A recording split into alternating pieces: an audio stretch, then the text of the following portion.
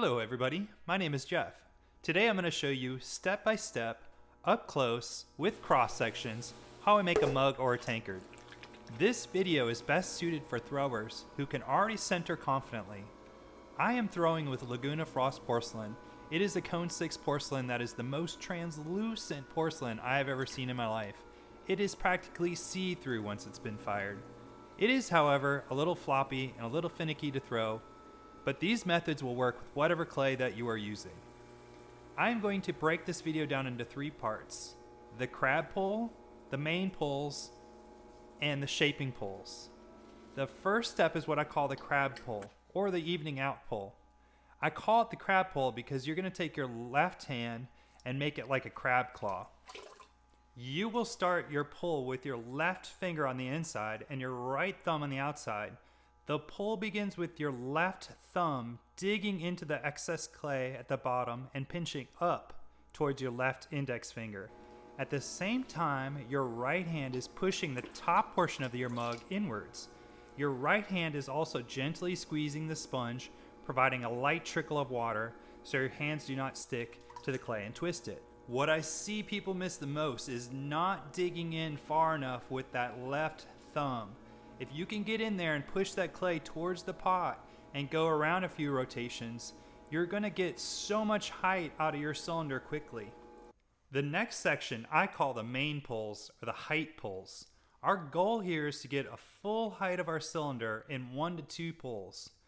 Just like the crab pull, you will see me use my right thumb to dig in the excess clay near the bottom that I call the ski jump, and some people call it the skirt.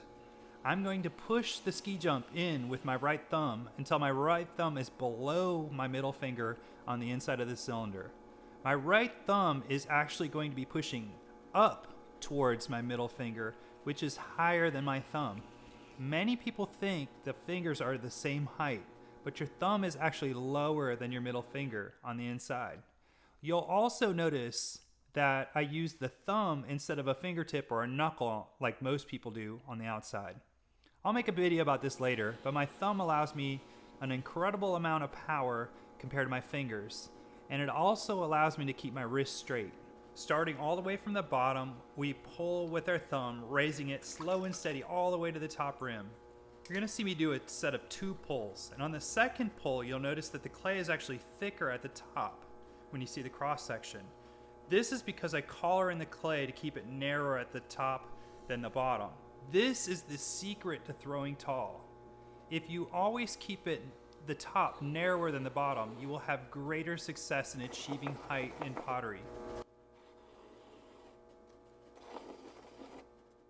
Next, there's their shaping pulls. I like to use a metal rib, but a rubber, wood, or other rib will work just fine. I'm going to curve my rib into the shape I want. I started at the very bottom and I pushed my inside middle finger towards the outside of the rib. I go slowly as I work my way up and adjust the curve as needed. The bottom portion of my mug is convex, however the top portion is concave. You will see me adjust the rib to fit the curve that I desire in a mug. A simple rule is put the rib where you want the clay to go and then push with your inside fingers towards the rib. If you can remember this, you'll be able to make any shape. I love to draw this little line at the top of my mugs.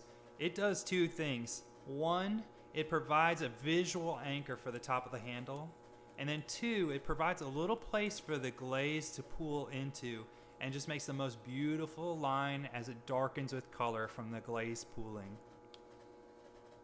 One of my favorite portions of my mugs is just above that little line I drew, this little concave area. I don't know why, I just love the way the glaze pools in there. I love the way my lips feel against it. Just something that brings me a lot of joy. Most people don't notice it, but if you look close, you'll notice that I took the time to think about making that little area concave. I could make mugs for the rest of my life and never lose interest. I hope you learned a few tips from this video. Let me know if I missed anything. Let me know what you want to see next, and I'll see you later, alligator. Bye.